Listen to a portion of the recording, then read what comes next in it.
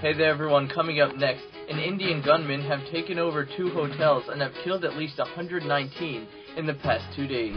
Iraq approves a long-debated U.S. security pact. A huge crowd turned out to cheer on the New York City Thanksgiving Day parade. A man threw a pie at Vermont's governor, and now he's getting sentenced. We'll have this day in history, tonight's thought. Those are all ahead right now on 24 News Now. From the 24 News World Headquarters in Hamden, Connecticut, with all your news in one place. The 24 News Brief starts right now. Hey there everyone, I'm Marcus Harun. It's Friday, November 28, 2008, and these are your headlines in your 24 News Brief. India military fought early Friday to wrest control of 2 luxury hotels from suspected gunmen, more than a day after a chain of attacks across India left at least 119 people dead and the city shell-shocked. Gunfire and explosions were heard throughout the day Thursday and into the night. Then the early morning hours from the headquarters of ultra-Orthodox Jewish outreach group and the Taj Mahal. Throughout the day, commandos brought hostages, trapped guests, and corpses out of the hotels in small groups, while fires erupted periodically throughout the day and firefighters battled the flames. State officials said 119 people had been killed and 288 were injured. A well-planned attack started Wednesday night, and officials said that the gunmen were prepared, even carrying large bags of almonds to keep up their energy during the fight.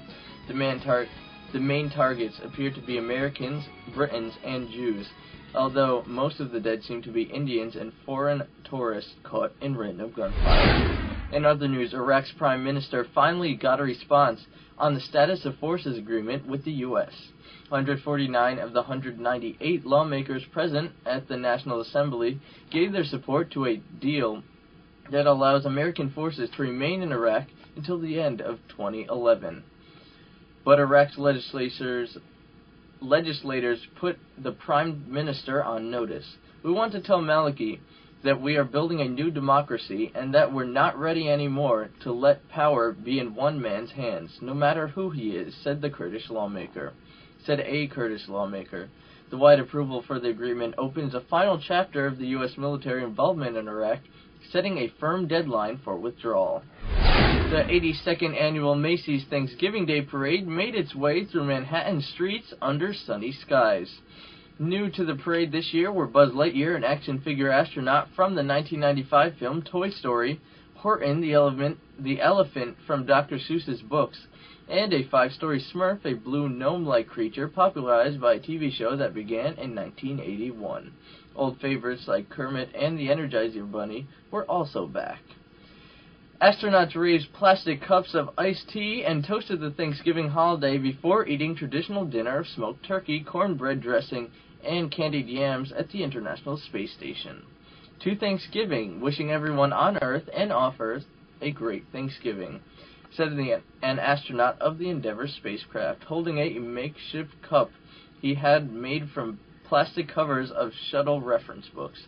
Astronauts normally drink from pouches with straws to prevent liquids from spilling out in weightlessness, but he wanted to show that they could sip from cups. He also made an iced tea toast to future space explorers and added yet another toast, just because we're in space and we can. Well, the man who hit Vermont Governor Jim Douglas in the face with a pie during an Independence Day parade will spend 5 days on work crew for the stunt. Matthew Manning pleaded guilty to disorderly conduct Wednesday and apologized. He called himself a disappointment to his community. The 23-year-old dressed as Santa Claus and ran up to Douglas during the July 3rd parade and hit him with a pie before being tackled. The governor wasn't injured. The judge also ordered Manning to make a donation on Douglas's behalf to the Vermont Food Bank. Well, before we close tonight, 24 News is looking to expand its online news team. If you are a high school student interested in journalism or news, 24 News is great for you. Check out jobs.24newsnow.com for more information. We're looking for more high school students with a passion for journalism to be part-time authors for our news website. Well, on this day in 1990, Margaret Thatcher resigned as Prime Minister of Great Britain. John Major took over. In 1964, the U.S. spacecraft Mariner 4 launched on its way to the first successful mission on Mars. I'll leave you with this quote tonight. Even if you're on the right track, you'll get run over if you just sit there.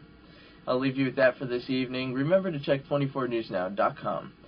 Anytime for all your news in one place. I'm Marcus Harun, and have a great week. I'll see you later.